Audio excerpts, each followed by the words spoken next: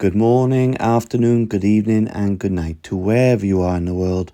Thank you for checking out the channel. My name's Darkstar and in this episode we'll be talking about Emblems Part 2 in our beginner's guide.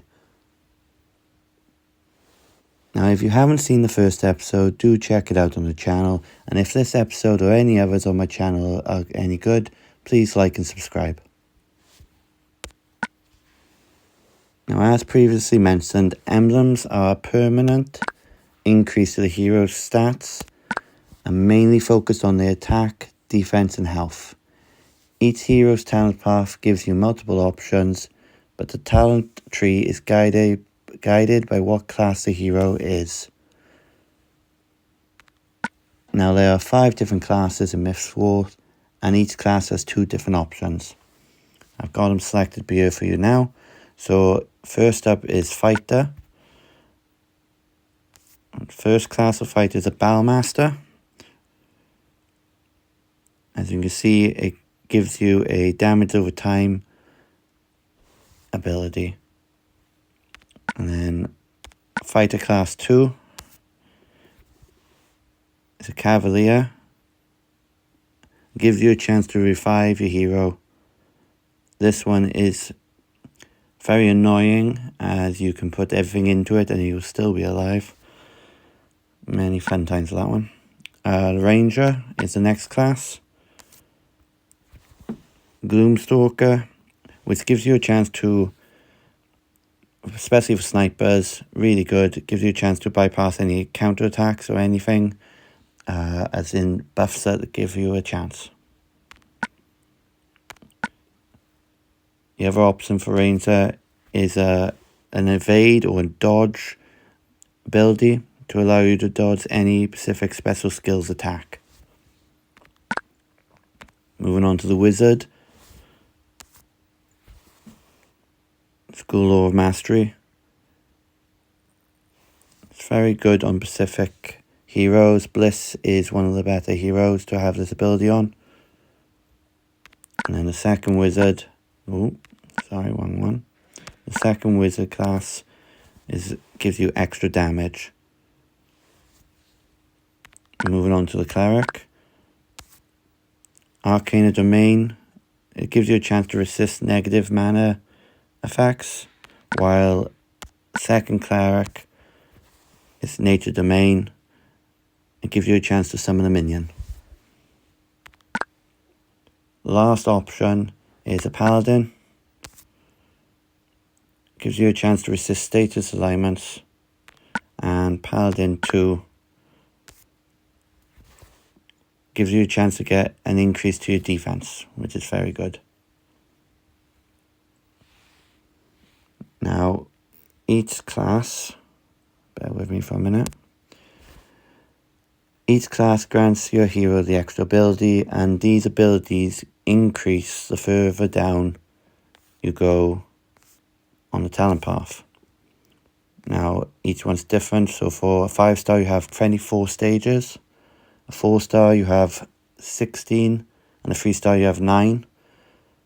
So the increase of their class ability, 3-star can increase their class ability by 3 times, a 4-star by 4 times, and a 5-star you can increase their special ability 6 times along the talent path. Now when choosing a talent path for your hero, you have a tough choice to make, for each hero has, the best way of saying it, for heroes, especially for 5-star, it takes a lot of emblems, food and iron to complete the talent path. Now, who do you choose to prioritize? Well, I can never actually answer that. That's up to you, because as I've previously mentioned before, I may never have the same heroes as you, or you may never have the same heroes as me. So, the way of looking at it is, which hero do you like, and which hero you're going to use it for. You can use a hero for Titan hunting, your war defense for raids. For me personally, if I go into my list along with my leveling up projects, I specifically have one of each class to level up, which focuses my concentration on one of each class at a time. Whatever you choose wisely. In terms of different approaches to a hero's talent path on what you take, there are different theories in the community and across the internet, but there are three that stands out, and I'm going to talk about all three of them and give you my way of thinking afterwards. Okay, so the first theory is to strengthen the hero's weakness. Whatever stat the hero has that's the lowest, you would only focus on that specific stat throughout the talent path. So if we look at this hero's stats now, you would see that her defense is the lowest. So you would prioritize her defense above all else all the way down the talent path. So wherever you find a shield on the talent path, you would take that option. So the first one would be on the right, followed by the left. As you come down, you can get the choice of a shield on either side, depending on what you would like to also increase, which will either be the health and defense, or if you go the other option, is a shield and sword for the attack. So this is all the way down, choosing the hero's weakness to make the hero more balanced approach, to allow the hero to not have that weakness to be such a burden in gameplay.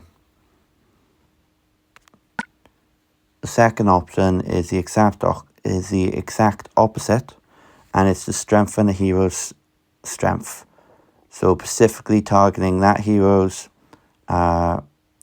ability of what is good about that hero, which it could be a heavy hitter, a sniper, a healer, a minion maker.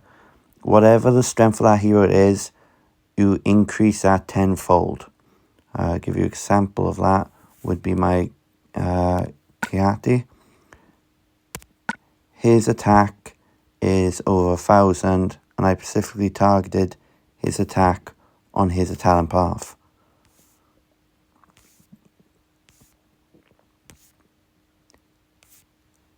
He is a heavy hitter, one of the better ones in my roster, and that is specifically targeting himself to be a better attacker by choosing to strengthen his strength. If I give another example of another strength, Bliss is a slow hero, but her ability is really strong, so I wanted to stay around as much as possible. So I focused I can't even say the word. I focused mainly on her defense, so she would last longer. Because he's got such a high defense, I get to fire off her ability a lot more, and including her class greatly increases her chance of survival. The last approach that's known on the community, or is approached on the community, is more of a balanced approach, whereby, as in, you create the hero's talent path. Go on to this one for a moment. So that its stats are even across the board. So you wouldn't specifically target just attack or the weakness or the strength. You would evenly take it all the way along. So for example, if I followed this path and I chose the health and then the shield, the next one I would look to do down the path would be sword, and then I would repeat it again. So heart, I'll then go to the sword and shield. The next one would be sword, health, shield, and you repeat that all the way down the hero's path. The way I approach a hero's talent path depends on the hero that I have to choose. I do use all three theories, but I specifically look at that specific hero to see what that hero brings to the table and what I can gain out of the talent path. rather than going from the first one and then working my way down, I look all the way down the talent path from the bottom up to see what options that the talent path gives me. I use a pen and paper and write it all down so I can work out the more even approach to what ways I can make this hero better. This hero, KO, or my Purple Phoenix, his attack and defense are even.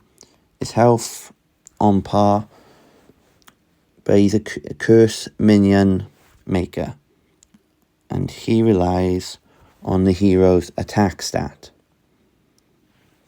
Now, if using the calculator at the moment, it's 45% of 765. The damage the curse minion should do before any damage calculations on the hero's he's attacking defense should be around 350 damage. So if I increase the attack on my hero, that damage should increase. If I am able to increase it by about 400 damage, I think that would be a good approach. Yeah, I think that would be a good approach. So when I look at the talent path, I look for it from the bottom up, and wherever the mana bonus is on the path, I would always take that, as in this game we do live and die by the mana. So any mana increase or speed recovery of mana is a priority on all heroes I take. And I would, if you take any tips from this video, I would recommend that thoroughly.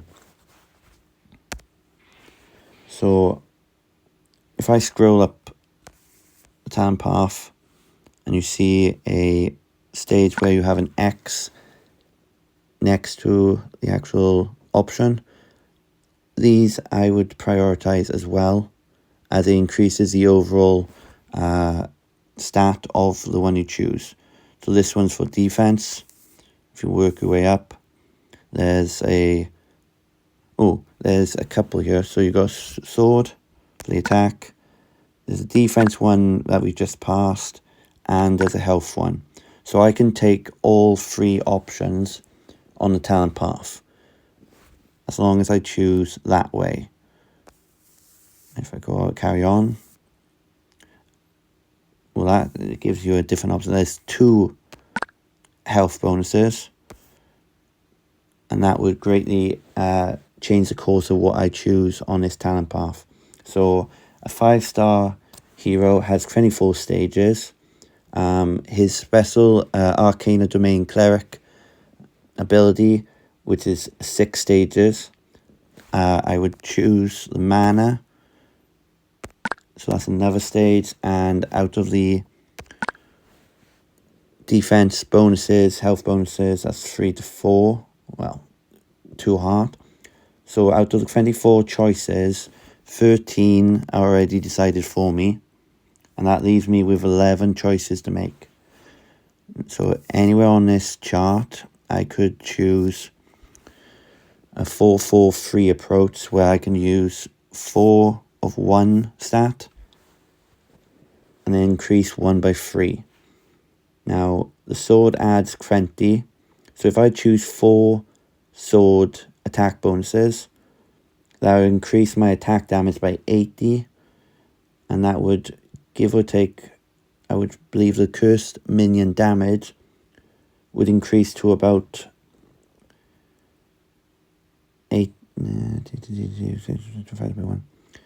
370 to 380-ish damage, which is around ballpark figure of 400.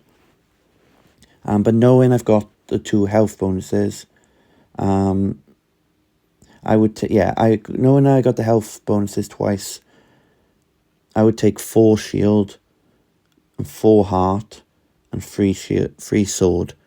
By doing that, health would be increased, which would benefit on this hero as his health is on par, especially for a 5-star. The curse minion would do damage. Yeah, that's... If I was going to do this hero next in my clerics, out of the overall choices I can make, I would go for the 4-4-3 approach of increasing the shield by 4, its health by 4, and its sword attack by 3. That's a give or take of how I would choose. If I went on to a different hero now, which I haven't done, let's see, right, Ares. So if I was going to look at his stats straight off, his defense is very low. He's a slow hero, and I would want him to stay around in the fight longer to be able to get his attack off. So I would prioritize his defense above all else on his talent grid. So we'll go down here. So the first option, so I'll go to my right, which would be health and shield. Go to the left then, and then come down, and that has just thrown me because I don't see any point on which path you take, because it's attack and shield on the left and shield attack on the right. That's very odd, but again, either way, you take shield and carry on and take each shield down. So this theory is, for this hero, I would strengthen his weakness and definitely take, yeah, even though the defense is a bonus below, I would always take the mana speed recovery. So difficult decision, but mana would be most there. So take on, I can't pronounce his name, so I'm not even going to try. But if I went on his talent path, because he's been a school of war magic, his stats, again, they're quite low. So what I would do with this one, again, I would look straight down the bottom and look at what options I got. So I got the shield, is the overall defense is increased at the end. So that would allow me to take the increase in health on this path.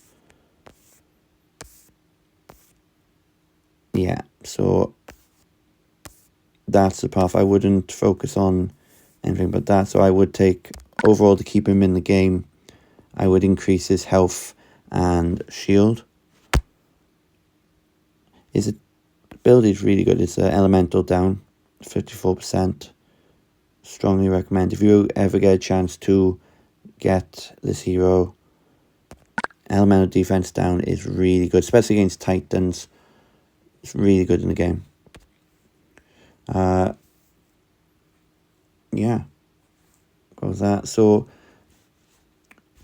in regards to emblems and classes, each class brings a unique ability to the heroes, and each hero's talent path is unique to their own. Whatever you choose, I would choose wisely, as the amount of emblems you need to complete the talent path and the amount of food and iron resources is very substantial. So whatever you choose, I can't say I stress it enough, choose wisely, and I hope anything in this video has helped you. I'm going to wrap this episode up with some increases to my heroes' emblems, and yeah, so I hope I haven't bored you. As always, may the tiles be forever on your side. Goodbye for now.